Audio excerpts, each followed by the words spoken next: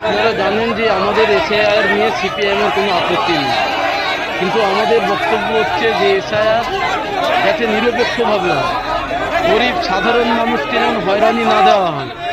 কিন্তু আমরা এসআইআর প্রক্রিয়ায় যা আমরা প্রত্যক্ষ করছি যে গরিব মানুষ, সংখ্যালঘু মুসলমান, আদিবাসী, এসসি এসটি অংশের মানুষ হয়রানির শিকার হচ্ছে। প্রত্যেকটা বাড়িতে এক একটা বুথে যদি 1000 ভোটার থেকে 500-600 জনকে নোটিশ পাঠানো হচ্ছে।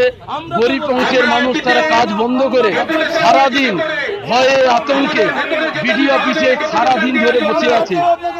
এরকম একটা অবস্থা পশ্চিমবাংলায় চলছে। আমরা বলছি যে এসআইআর এর নামে গরিব মানুষকে হয়রানি করা অবিলম্বে বন্ধ করতে হবে, অবিলম্বে বন্ধ করতে হবে। মুসলিম অংশের বিশেষ করে মহিলাদের বিয়ের আগে আতঙ্ক থাকে, বিয়ের পর বিবি হয়, এটা আমরা সকলেই জানি। কারো বাড়িতে 5টি ছেলে, তার অপরাধ 5টি ছেলে, তার বাড়িতে কি এমন অ্যাপস করে দিয়েছে, তার বাড়িতে নোটিশ ঘরে ঘরে নোটিশ যাচ্ছে, মানুষ আতঙ্কের মধ্যে আছে।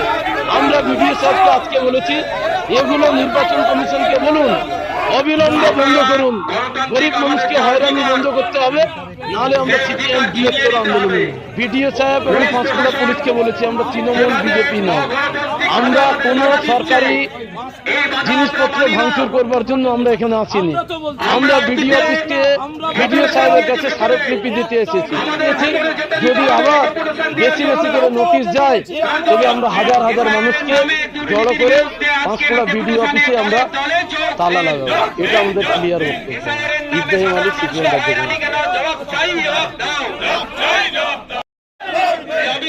বিজেপির দালালি বন্ধ করতে হবে, এই দাবিতে সিপিআইএম